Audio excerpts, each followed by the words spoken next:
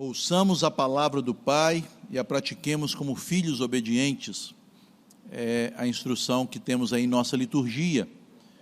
E hoje, meus queridos, nós caminhamos já para o encerramento das antíteses, pelas quais o Senhor Jesus nos explica, com exemplos muito claros, a maneira que nós, filhos de Deus, cidadãos do reino, somos chamados a praticar a lei de Deus, de modo que a nossa justiça exceda a justiça dos escribas e fariseus. E eu os convido a abrir a palavra de Deus no Evangelho do nosso Senhor, segundo a narrativa de Mateus, capítulo 5, para lermos do versículo 43 a 47. Mateus 5, dos versos 43 a 47.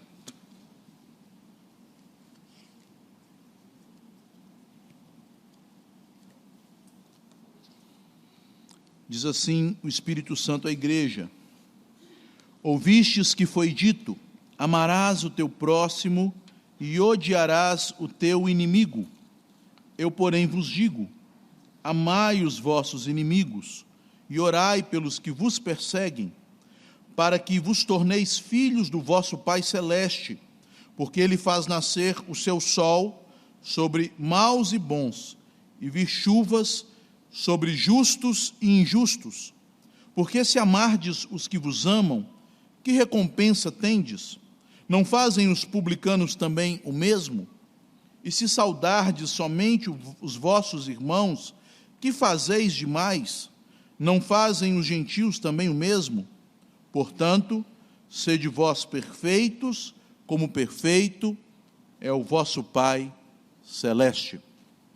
Meus irmãos, como já disse na breve introdução, Jesus, ele vai fazer aqui 6 antíteses, nas quais ele contrapõe o seu ensino, a interpretação que ele dá como não apenas mais um mestre, mais um rabino, mas sendo ele o próprio Filho de Deus, o próprio Deus, aquele que entregou a lei a Moisés. Ele então traz a interpretação correta, verdadeira da lei, em oposição às distorções que foram colocadas na interpretação da lei pelos mestres judeus. E ele nos mostra, queridos irmãos, que a lei é um instrumento de santificação do povo de Deus. O Senhor, Ele não nos salva por meio da lei, Ele nos salva por meio da sua graça. E é por esta razão que o Sermão do Monte, que tem como tema principal o cidadão do reino, a sua missão e a sua vida, este sermão começa, ele abre, declarando que nós somos bem-aventurados, isto é, somos pessoas abençoadas, agraciadas, alvo da misericórdia, do favor, da bondade de Deus, do amor eletivo de Deus, se cremos em Jesus, se temos um coração quebrantado e unidos ao Senhor Jesus. No entanto, uma vez salvos pela graça, somos chamados a viver pela graça, transformando nossa vida em uma vida que glorifica ao Pai. Jesus fala isto ao nos lembrar que temos uma missão esta comparada ao sal, ali no versículo 13, e também à luz, nos versículos 14 a 16. E ele conclui, dizendo sobre esta missão, que nós devemos brilhar a nossa luz, para que os homens glorifiquem ao nosso Pai, que está nos céus, por verem em nós um padrão de vida, um padrão de conduta, um padrão de pensamentos e palavras que demonstram que não somos mais apenas cidadãos desta terra, mas somos principalmente cidadãos do reino celestial. Então Jesus passa a ilustrar o seu ensino, porque é próprio de um bom professor, de um bom mestre, não apenas trazer princípios, conceitos, mas ilustrar estas verdades na prática. E ele o faz com estas comparações. Estas 6 antíteses, como temos aprendido, conforme as exposições anteriores que fiz, elas apontam para 3 princípios de interpretação da lei, que os cidadãos do reino devem ter em mente, de modo que possam viver uma vida agradável ao Senhor, uma vida de justiça, que louve, que glorifique ao Senhor. O primeiro princípio exposto nas duas primeiras antíteses, que falam do homicídio e do adultério, é que a lei de Deus é espiritual. Deus não nos dá uma lei como ordenanças humanas, como princípios de direito, como estatutos de sociedades humanas ou empresas, que são leis que exigem apenas a ação externa do homem. Não, Deus é espírito. Deus conhece nossos pensamentos, Deus conhece o nosso coração, Deus conhece cada afeição que vem à nossa mente, que vem ao nosso peito. Portanto, Ele, por meio da sua lei, que é aplicada em nós através da obra do Espírito Santo, Ele quer sujeitar todo o nosso coração, e Ele quer abarcar todas as nossas palavras, ações, pensamentos. A lei de Deus é espiritual, em sua penetração, em sua abrangência. Em segundo lugar, nas duas próximas antíteses, a que está no versículo 31, que fala sobre o divórcio, e a antítese do verso 33, que trata sobre os juramentos, o Senhor nos mostra que a lei de Deus é santa e perfeita. Esta lei exige de nós que vivamos uma vida de entrega total ao Senhor. A lei de Deus, ela expressa a santidade de Deus e, portanto, ela nos chama ao alto sacrifício de nossa vontade. Os fariseus entendiam a lei de Deus, muitas vezes, em sua hermenêutica, em sua interpretação deturpada, como uma tábua de direitos que Deus conferia ao homem, o direito de divorciar, o direito de quebrar um juramento em algumas situações.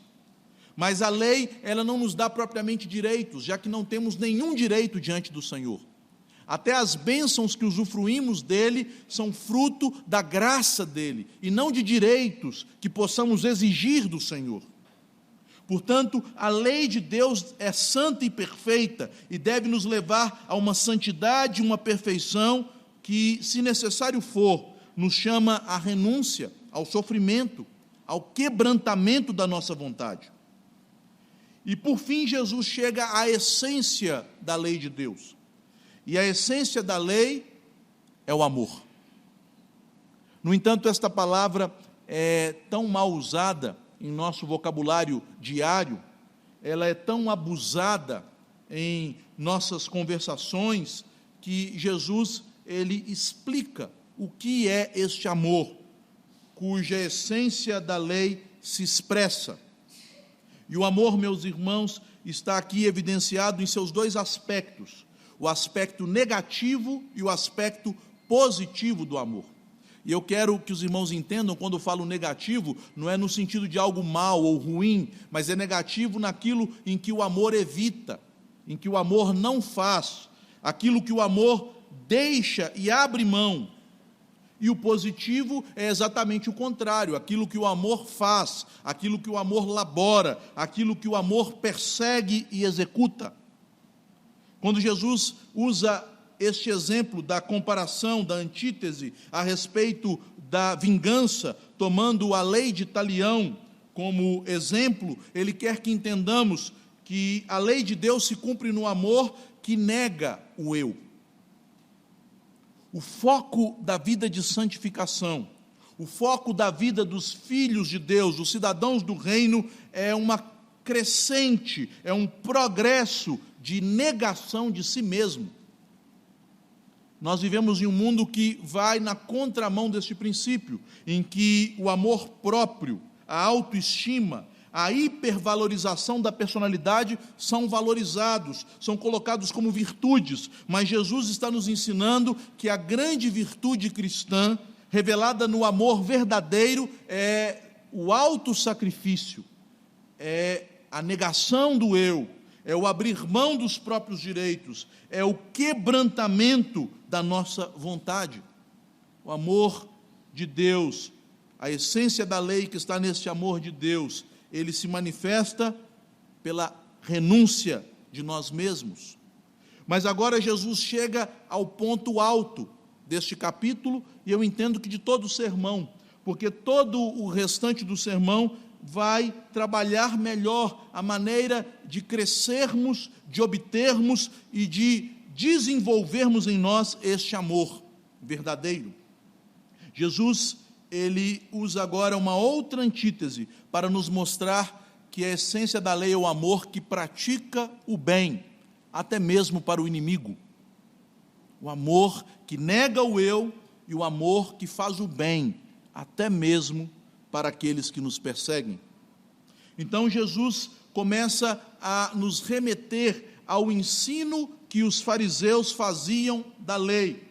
E lembrem-se, meus irmãos, aqui sempre nós temos não o texto da lei do Antigo Testamento, mas o texto sendo tirado de seu contexto, às vezes com coisas que são subtraídas, outras vezes com coisas, como no caso aqui, acrescentadas, que distorcem o sentido da lei. E o que os antigos, e lembrem-se também, nós não devemos traduzir, ouvistes o que foi dito aos antigos, mas pelos antigos, o que os antigos rabinos, os homens da antiguidade judaica, ensinaram a respeito do amor ao próximo, como eles interpretavam a lei de Moisés neste quesito. E vejam que Jesus aqui faz a citação do ensino rabínico, que misturava o texto bíblico que encontra-se em Levítico 19, 18, com uma inferência extraída propriamente da mente daqueles judeus. Veja o que diz o texto bíblico, Levítico 19, 18.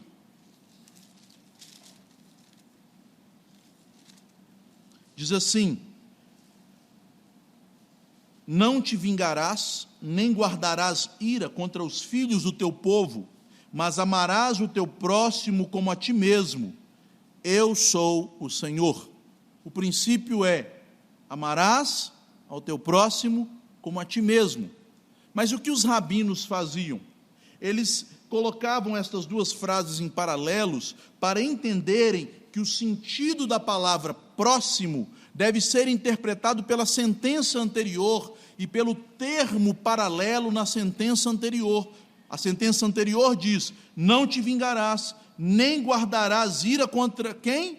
Contra os filhos do teu povo. Então os rabinos interpretavam: o próximo são apenas os filhos do teu povo. Quem é o meu próximo? Não é esta pergunta que o judeu fez a Jesus, quando ele conta a parábola do bom samaritano? Para o judeu, o próximo são apenas os filhos do teu povo. Mas, meus irmãos, esta interpretação poderia até ser possível, porque em vários lugares da Bíblia, frases são colocadas em paralelo com valor de sinônimos. Filhos do povo poderia ser sinônimo de próximo.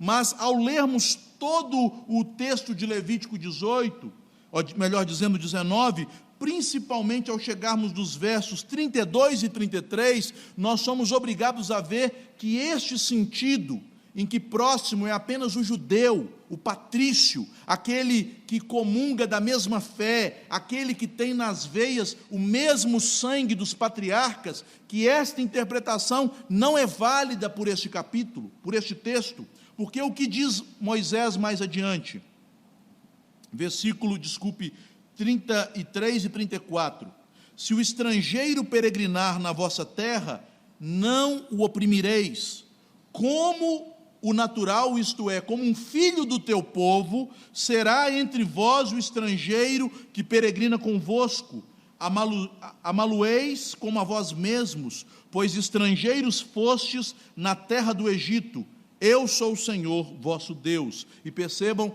que há a mesma conclusão solene, eu sou o Senhor. Aqui a verdade que é ensinada por Jesus no Evangelho já fica clara. Se o estrangeiro estiver perto de mim, como eu devo tratá-lo? Como próximo. Quem é o meu próximo? As pessoas que Deus coloca em minha vida.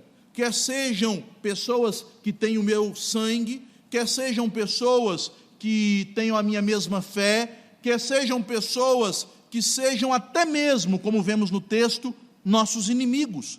aqueles que estão diante de nós, que fazem parte dos nossos relacionamentos, do nosso convívio, devemos tratá-lo como natural da terra, como filho do povo, como próximo.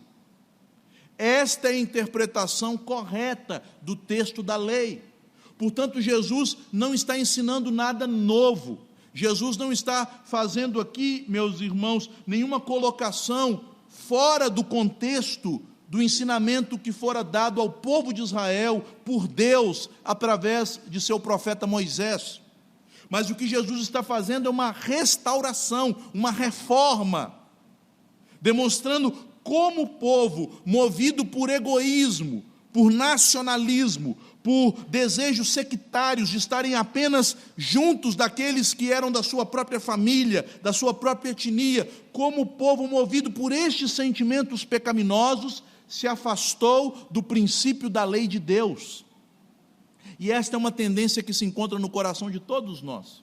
Nós tendemos a gostar de quem gosta da gente e a odiar quem nos odeia, a tratar com indiferença, com maldade, até mesmo desejando a queda daqueles que nos fazem tropeçar e cair. Isto é próprio do coração humano. E os judeus, não se apercebendo da maldade do seu coração, que contaminava o seu olhar para a palavra de Deus, eles deturparam a palavra de Deus e acrescentaram ao mandamento algo que não está escrito. Porque nós vimos, está escrito, amarás o teu próximo, mas não está escrito, e odiarás o teu inimigo. Vejam, queridos irmãos, que o ensino equivocado dos fariseus não era um ensino que não tinha base bíblica. Na verdade, até o diabo é um mestre em usar a Bíblia para criar falsos fundamentos para os seus ensinos. E este ensino do ódio ao inimigo tem bases bíblicas para os judeus, para os mestres, para os rabinos, em especial nos Salmos. Nós, quando voltamos para os livros, para os Salmos, para os cânticos do povo de Israel, pensamos sempre que os Salmos eram belos hinos de louvor. Na verdade, muitos salmos são belos hinos de louvor, mas nós temos outros tipos de salmos, salmos que são orações de uma alma angustiada, salmos que apresentam ensino, salmos de sabedoria, sapienciais. E há um tipo de salmos na Bíblia que, quando em nossa leitura anual nos deparamos com eles, nós ficamos um pouco atordoados. Não sei se você já se sentiu assim lendo alguns salmos, como o Salmo 69, como o Salmo 94. São chamados pelos estudiosos de salmos imprecatórios. O que é isso? Os salmos imprecatórios são aqueles salmos em que Deus usa a boca do salmista como profeta para proferir maldições, juízo e sentenças da vingança de Deus contra os inimigos do povo de Deus. É por isso, meus irmãos, que embora os salmos sejam orações, eles não podem ser vistos apenas como meras orações. Eles são orações, mas eles também são palavra de Deus. São orações inspiradas. São orações em que o próprio Deus está falando pela mente, pela boca do salmista. E os judeus pegavam estes salmos, como por exemplo, o Salmo 94, que diz lá, a respeito dos inimigos do povo de Deus: ó Senhor, Deus das vinganças, ó Deus das vinganças, resplandece, exalta-te, ó juiz da terra, dá o pago aos soberbos.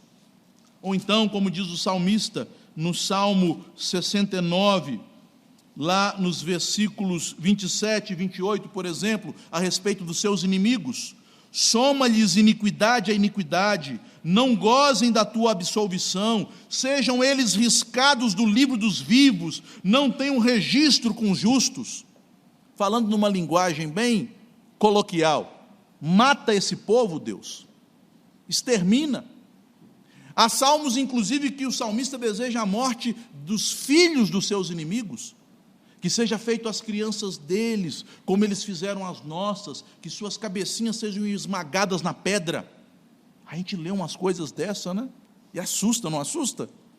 Gente, como que estes princípios, essas verdades da palavra de Deus, que é uma só palavra, que é infalível, inerrante, que não comporta contradições, nem erros, como estes princípios casam, coadunam, se irmanam com as verdades que Jesus pregou à sua santa igreja a respeito do amor ao próximo, do amor aos inimigos. Mas os judeus tomavam estes ensinamentos e interpretavam-nos não como profecias, e é isso que devemos entender. Aqui nós temos profecias de juízo sobre nações, que são proferidas pelo salmista como um profeta de Deus, mas que não são colocadas como ensinamentos que nos devem levar à vingança pessoal. O apóstolo Paulo explica isto no texto em que lemos lá em Romanos capítulo 12, um texto que às vezes é mal compreendido por alguns crentes, quando ele diz no verso 19: não vos vingueis a vós mesmos, amados, mas dai lugar à ira. Que ira é essa? A minha ira? Como assim? Eu não posso vingar, mas eu posso ficar muito nervoso, muito irado, ou muito magoado? Não é isso que o apóstolo está dizendo. Ele está dizendo: meus irmãos, não compete a nós a retribuição, o pagamento do salário do pecado. Não compete a nós fazer justiça. Dai lugar à ira de Deus. E aí ele cita que Deus é que tem o poder de exercitar a sua ira santa como juiz para tomar vingança daqueles que o aborrecem, daqueles que praticam iniquidade, mas isto não compete a nós como indivíduos, em nossos relacionamentos pessoais. Somente Deus é juiz, e somente Ele pode dizer, como aqui cita o apóstolo Paulo no Antigo Testamento: a mim me pertence a vingança, eu é que retribuirei, diz o Senhor. Meus irmãos, não se vinguem, deem lugar à ira de Deus. E a palavra de Deus no Antigo Testamento chega a nos orientar no livro de Provérbios: quando Deus exercer a ira contra o teu inimigo, nunca em seu coração, em seus lábios, permita-se dizer bem feito, porque Deus então vai retirar a mão. Deus não se vinga para satisfazer os nossos desejos maus, os nossos desejos cruéis, os nossos desejos de retribuição, os nossos desejos pecaminosos que exigem a paga à ofensa que sofremos. Não, meus irmãos. Deus faz isto com ira santa, como justo juiz. Mas os judeus não entendiam isto, e agora eles colocam o ódio ao inimigo como um dever religioso, tal como observamos em outras religiões, que tantos males produzem na terra. O próprio cristianismo, em alguns momentos de sua história, entendeu que o ódio ao inimigo era um dever religioso, e a história, infelizmente, nos mostra cenas sangrentas daqueles que, por não compreenderem a Bíblia, ou por maldade e vileza distorcerem, levaram os cristãos a um péssimo testemunho. Nós não devemos nutrir em nosso coração o ódio, mas os fariseus interpretavam assim: o próximo é meu parente, é o meu conterrâneo, é o meu irmão judeu, mas os demais eu devo tratá-los da seguinte forma: se não são inimigos, eu os trato de maneira indiferente, não devo nada a eles, mas se são inimigos, eu tenho um dever como judeu de odiá-lo. Esta era a interpretação incorreta da lei. Mas Jesus então nos chama de novo à verdade, nos orienta pelo caminho da palavra do Senhor, e no versículo 44 ele nos começa a explicar de que maneira devemos interpretar a lei de Deus e, acima de tudo, de que maneira devemos praticá-la. A verdade, como eu já disse aqui, essencial, a afirmação fundamental é que a essência da lei é o amor que pratica o bem, inclusive para com os inimigos. Jesus então lança a mão de sua autoridade divina. Eu, porém, vos digo. O próprio Deus está dizendo como a lei deve ser interpretada: amai os vossos inimigos, orai pelos que vos perseguem. Em alguns manuscritos nós encontramos ainda outros mandamentos, como aquele que dá de beber àquele que tem sede, fazei o bem àquele que te faz o mal. Em alguns manuscritos nós encontramos outras injunções, outros mandamentos, outros imperativos nesse verso 44. Mas os manuscritos mais antigos só nos trazem estas duas ordens: amar o inimigo, orar pelo perseguidor. O apóstolo Paulo, em Romanos no capítulo 12, acrescenta as outras ordens auxiliares que demonstram a maneira pela qual amamos os inimigos. E diz lá o apóstolo Paulo: se o teu inimigo tiver fome, Romanos 12, 20, dá-lhe de comer; se tiver sede, dá-lhe de beber, porque fazendo isto, amontoarás brasas vivas sobre a sua cabeça. O que Jesus nos ensina aqui, meus irmãos, em primeiro lugar, é que o amor não é um sentimento.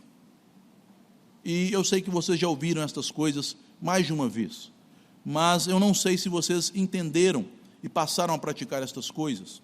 Porque se o amor não é um sentimento, e o amor diz respeito a deveres que são estabelecidos por Deus em sua lei para com pessoas diferentes, o amor, ele se manifesta de formas diferentes. Se o amor diz respeito a ações que devemos ter para com pessoas, em primeiro lugar, nós devemos, como consequência desta verdade, dissociar o nosso prazer, a nossa vontade, o nosso desejo dos atos de amor. Eu posso não gostar de alguém, mas posso amá-lo. Eu posso aborrecer profundamente uma pessoa pelas suas atitudes erradas, pela sua forma inconveniente, pelas suas palavras cruéis e maldosas contra a minha pessoa, contra a sua pessoa, mas mesmo assim eu posso amá-lo. Amar, meus irmãos, lembre-se disso, não é gostar. Deus ama os pecadores, mas Deus não gosta daqueles que vivem em pecado. Em um termo mais bíblico, para ficar mais claro, Deus não se agrada que vivamos em pecado. Deus se agrada em que vivamos de forma santa e agradável a Ele. Quando nós praticamos coisas que o desagradam, Deus não está gostando de nós, embora Ele permaneça nos amando.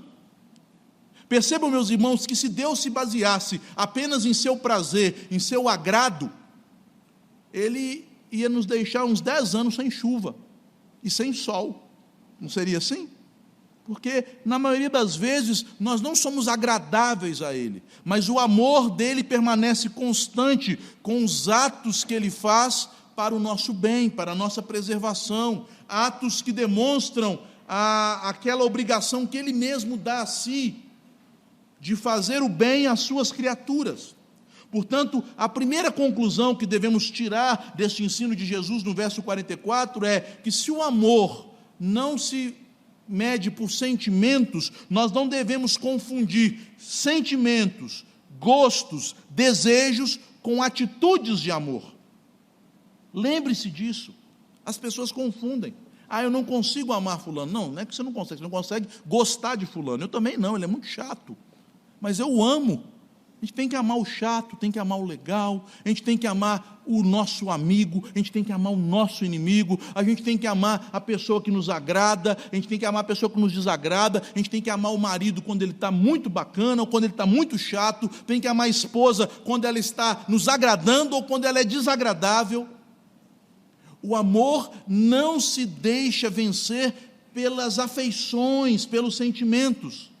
É isso que significa amar como atitudes. E a segunda inferência, ou conclusão, ou corolário, como eu coloquei no texto, e corolário é isso, uma conclusão, uma inferência, que podemos tirar daqui, meus irmãos, é que se o amor se mede por atitudes, nós não somos chamados a amar da mesma maneira a cada um. Há uma meia-verdade que é colocada para os crentes, dos púlpitos das igrejas, que tem trazido malefícios à igreja. Deus nos amou em Cristo de forma incondicional. Isso é verdade? Isso é verdade. Logo, nós temos que amar ao próximo de maneira incondicional. Isso é verdade? Não, nunca vi isso na minha Bíblia. Você já viu na sua? As obrigações de amor que temos para com cada tipo de pessoas são diferentes. O apóstolo Paulo chama os maridos a amarem as esposas como Cristo amou a igreja, mas ele nos fala para amarmos a cada pessoa no mundo desta forma, como Cristo ama a igreja. Ele nos chama para cuidar, para santificar, para termos obrigações de sustento espiritual e físico de todas as pessoas do mundo, como ele chama os maridos a terem para com as suas esposas? Não.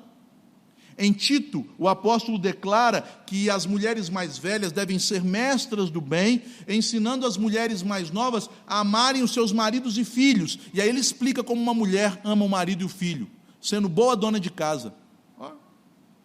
Ser boa dona de casa é um ato de amor? É. Viu, meu irmão, quando você chegar em casa, sua mulher estiver arrumando as coisas, você pode olhar para ela e falar, ela me ama, olha que amor. Quando ela faz a comida e põe na mesa, fala, ela me ama, olha como ela me ama. Quando você pega as roupas limpinhas na gaveta, você diz, ela me ama. Viu, jovem, adolescente, criança, quando você chega no seu quarto, está tudo pronto, arrumado, e sua mãe deixou as coisas em ordem, você pode dizer, mamãe me ama. Veja que o amor feminino se manifesta pelo cuidado no lar. Vejam, meus irmãos, como a Bíblia trabalha isso.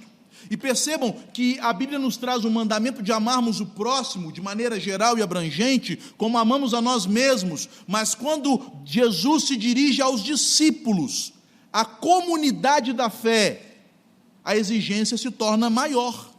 Conforme podemos ver em um dos sermões que o Senhor pregou na última Páscoa, lá em João, no capítulo 13, no versículo 34, ele dirige-se agora só para os crentes.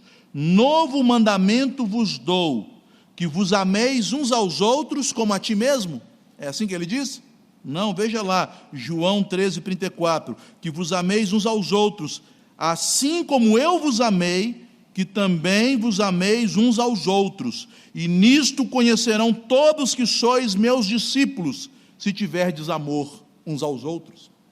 Percebam que o amor que evidencia uma verdadeira conversão, uma vida dominada pelo Espírito Santo, uma vida cristã madura, é o amor mútuo e autossacrificial. Veja que o amor autossacrificial está restrito às relações familiares e às relações da família da fé. Percebam então, meus irmãos, que devemos entender o amor da maneira bíblica. Amar o próximo não é amá-lo incondicionalmente. Amar o próximo é amá-lo cumprindo as obrigações e os deveres bons que temos para com todos, cada qual na relação que Deus estabeleceu. E qual é o dever que temos para com o nosso inimigo? Nos sacrificarmos pelo inimigo? Não.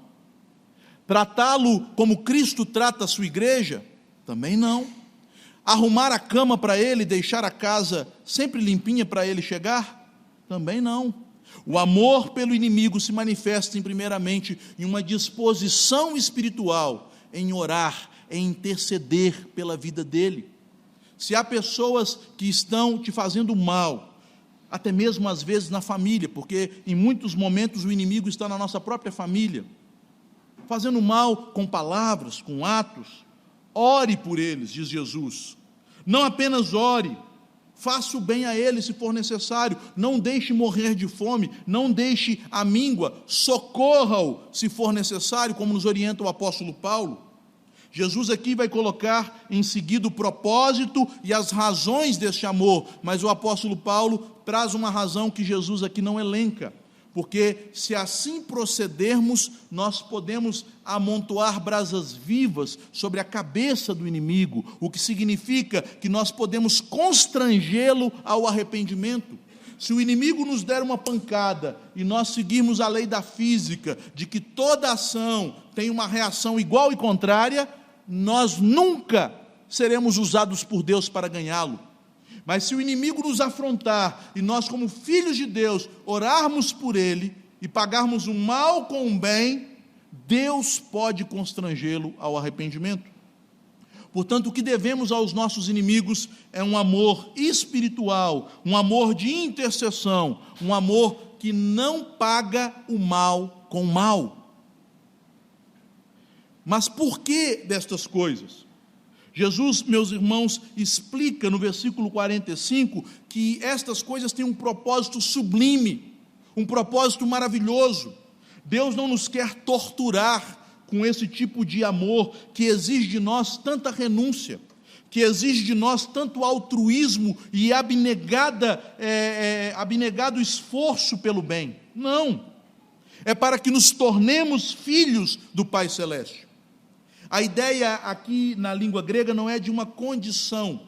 Nós não somos filhos de Deus somente na medida em que amamos, mas a ideia é de que, porque somos filhos de Deus, devemos ter um caráter que reflete a imagem do nosso Pai.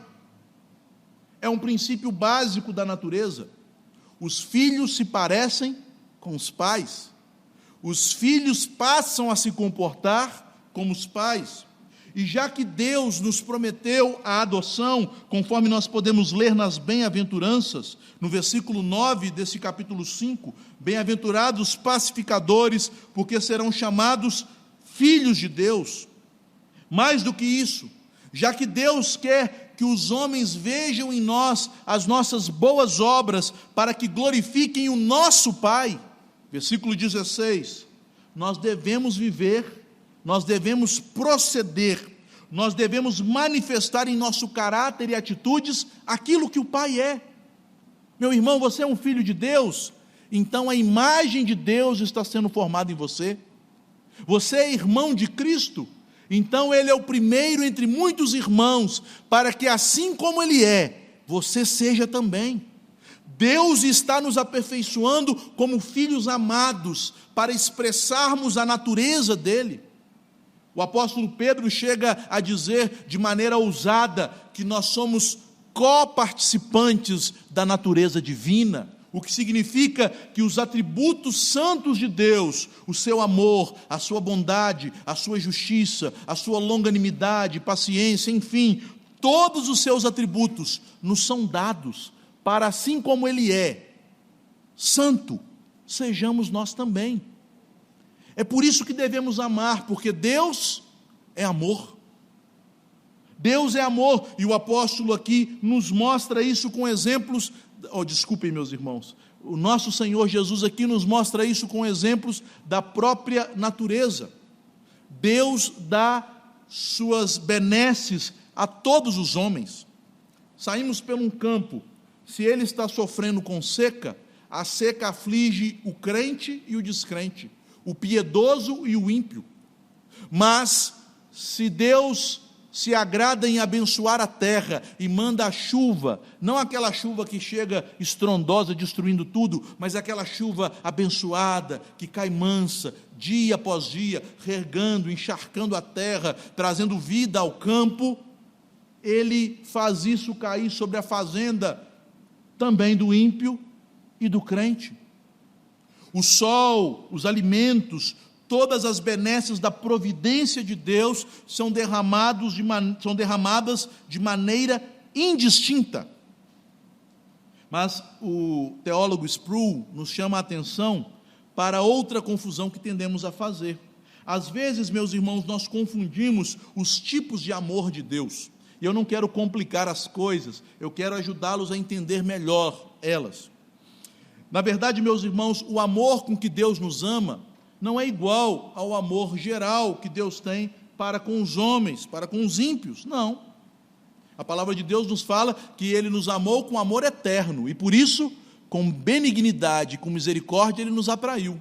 Este mesmo amor eterno não é dado aos ímpios, porque se eles o tivessem, eles não iriam para a morte eterna. A Bíblia também nos fala que em Cristo, em seu Filho, Ele nos amou e nos escolheu para sermos santos e irrepreensíveis perante Ele. Este tipo de amor também não vale para os ímpios. Os ímpios não serão santos e irrepreensíveis na presença de Deus nos céus por toda a eternidade, louvando ao nome do Senhor.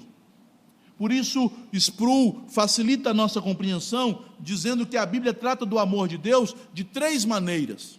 Em primeiro lugar, podemos falar de um amor de benignidade.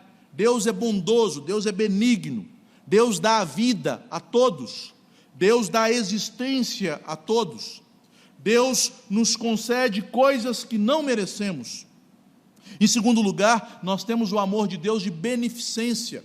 Deus é um Deus beneficente pelo sentido de Ele abençoar e derramar bênçãos sobre até aqueles que o aborrecem, que não o conhecem, ou que se o conhecem, blasfemam do seu nome.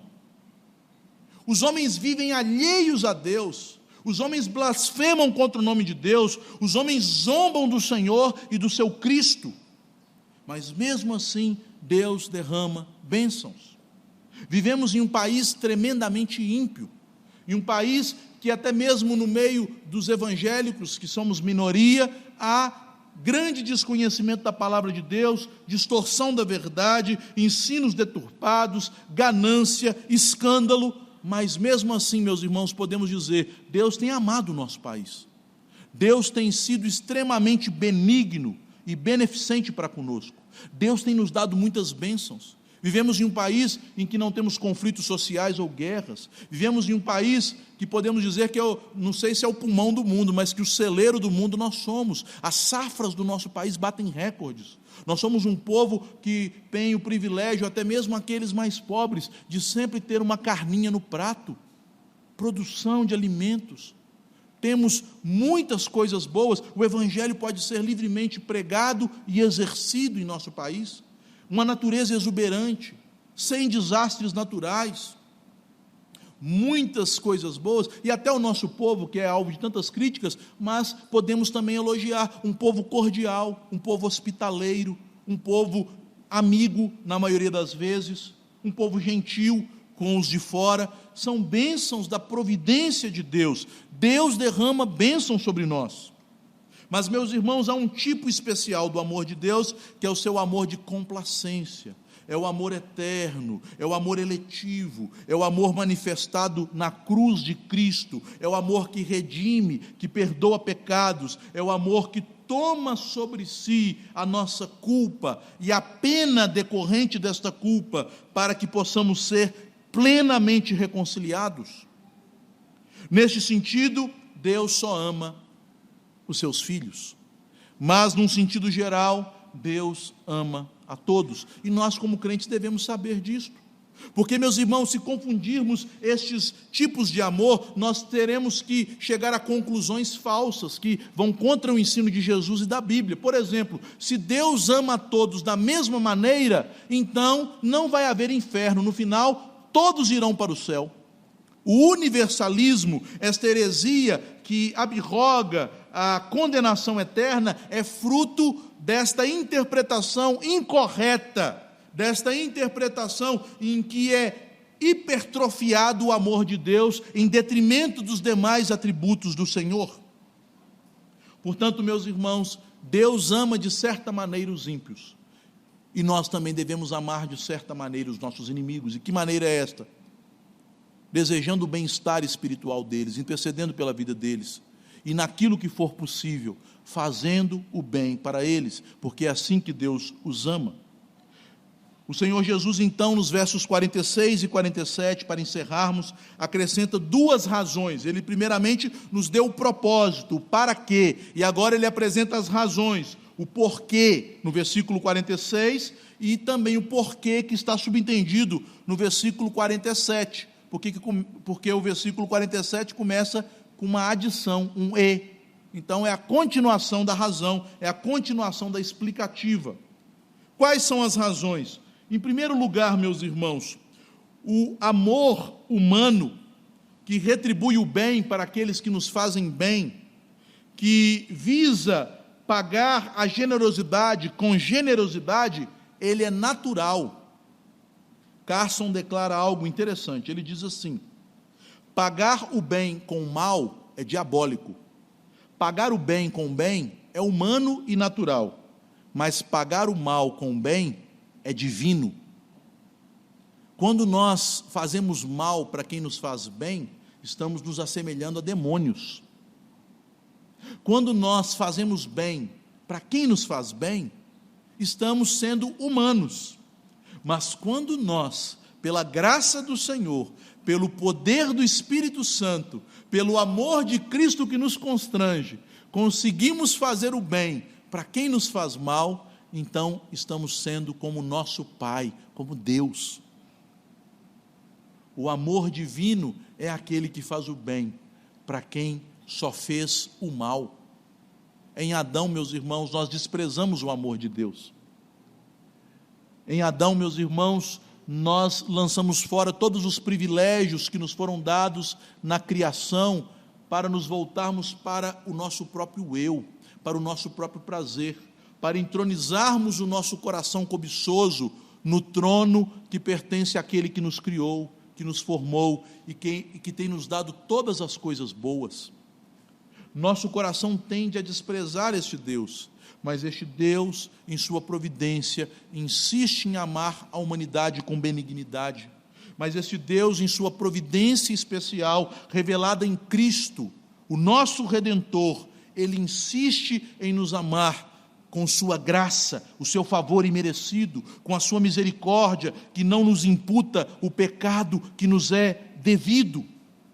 Meus irmãos, Deus, Ele ama sim, Ele ama quem lhe faz mal.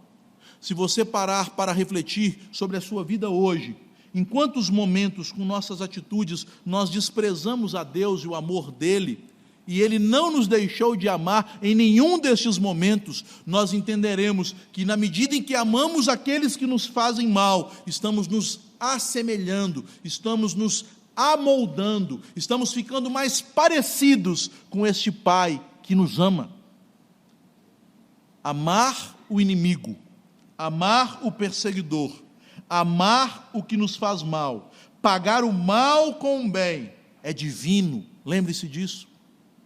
Por isso, meus irmãos, nós não somos capazes em nós mesmos, nós não somos suficientes para isso. Você pode até tentar fazer isso na força do seu braço, na sua carne, mas lá no fundo você sentirá a mágoa, você sentirá um desejo de vingança, você se perceberá como um tolo que foi bobo e enganado e que deveria ter aproveitado a oportunidade.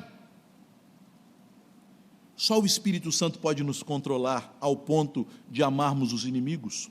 Só o Espírito Santo pôde ter feito aquela obra extraordinária por 2 vezes na vida de Davi, que por 2 vezes teve Saul indefeso diante dele, na caverna e no acampamento. Uma vez ali em uma posição escusa, aliviando o seu ventre, outra vez dormindo, desamparado como uma criança. E nas 2 vezes, o amor de Deus em Davi segurou a sua mão. Ele não se vingou. Lembrem-se, meus irmãos, que aquele Saul havia tomado a esposa de Davi, havia expulsado Davi do palácio, havia ultrajado Davi e em vários momentos o ameaçado. Aquele Saul havia expropriado as terras do pai de Davi, e o velhinho Jessé, juntamente com a sua senhora, estavam vivendo em Moabe, em terra estrangeira, isolados, sem acesso à herança dos seus pais. Aquele Senhor já havia quase tirado a vida de Davi em vários momentos. E eu, lendo esse texto, me coloco no lugar dele, né? Minha mão ia coçar para mandar aquela lança na fronte daquele homem, atravessá-lo, porque isso é natural do homem.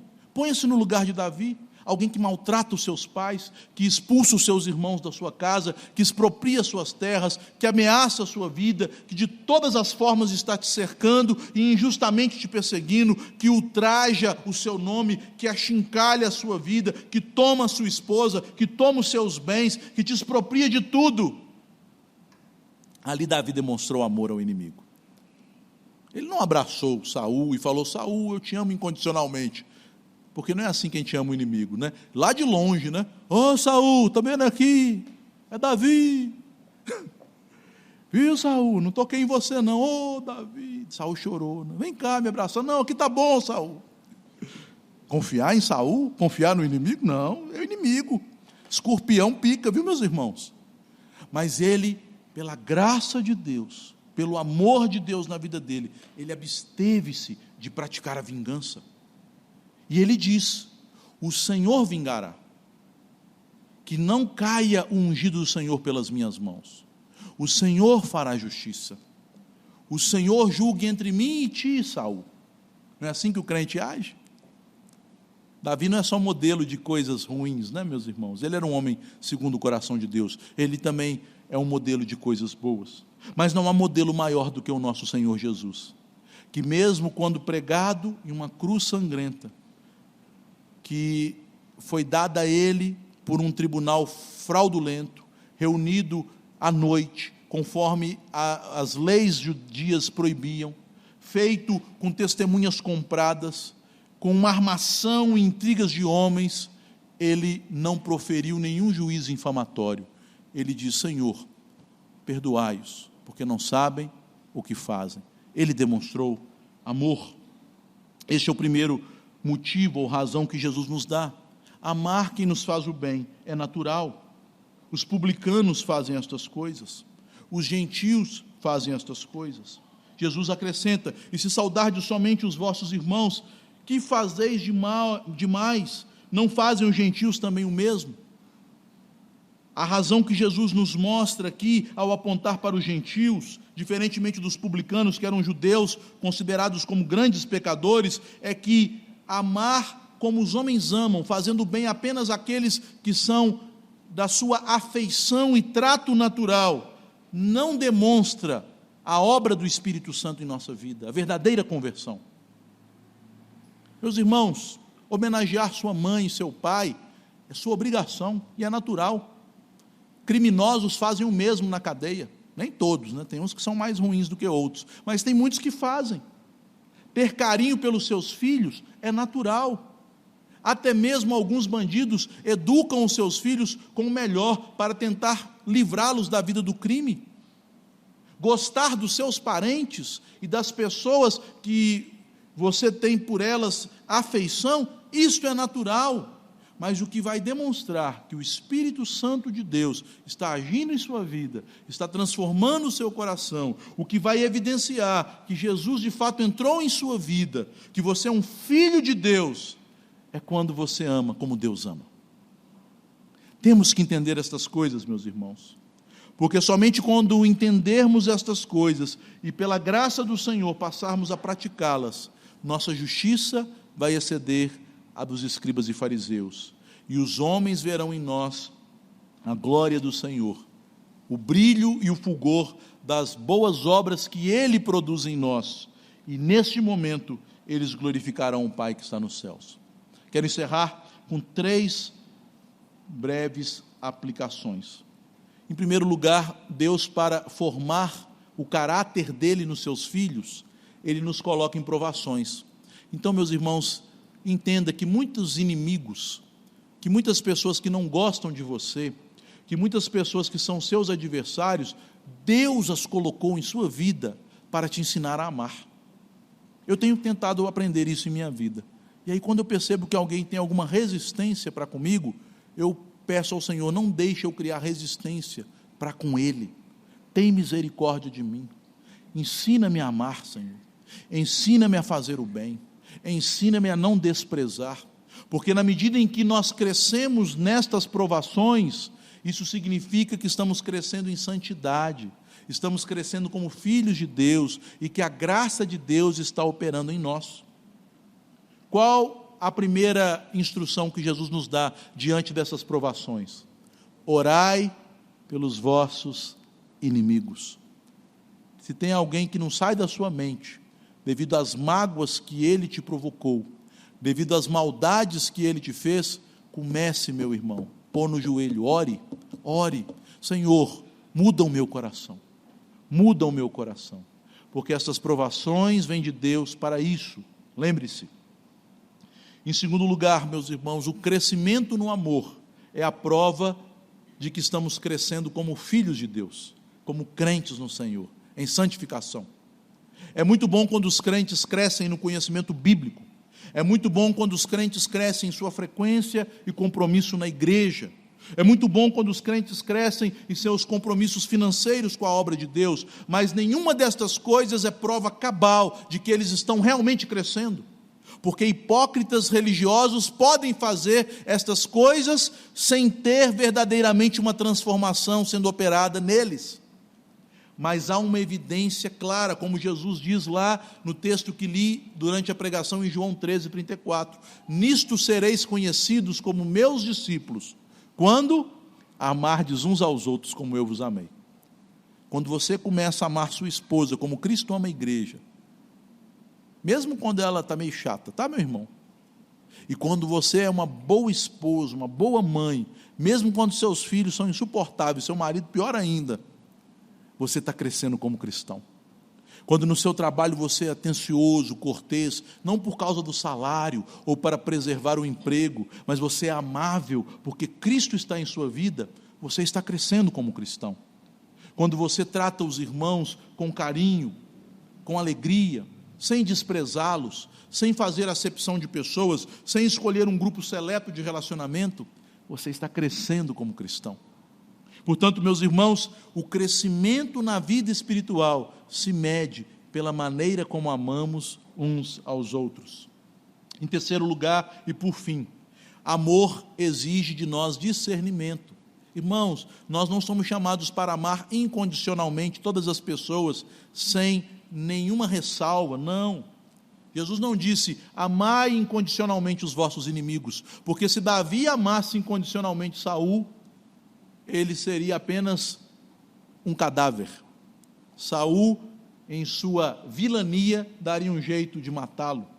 Mas amar, lembrem-se, não diz respeito a sentimentos que temos por alguém, mas em deveres e em coisas boas que fazemos para diferentes tipos de pessoas, em diferentes graus de relações.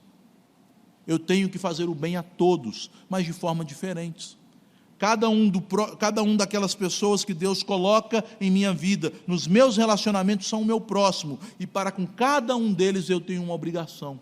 Para cada um deles eu tenho um tipo de dever específico e um bem específico que eu tenho que fazer. Por isso, para amar é necessário ter sabedoria bíblica.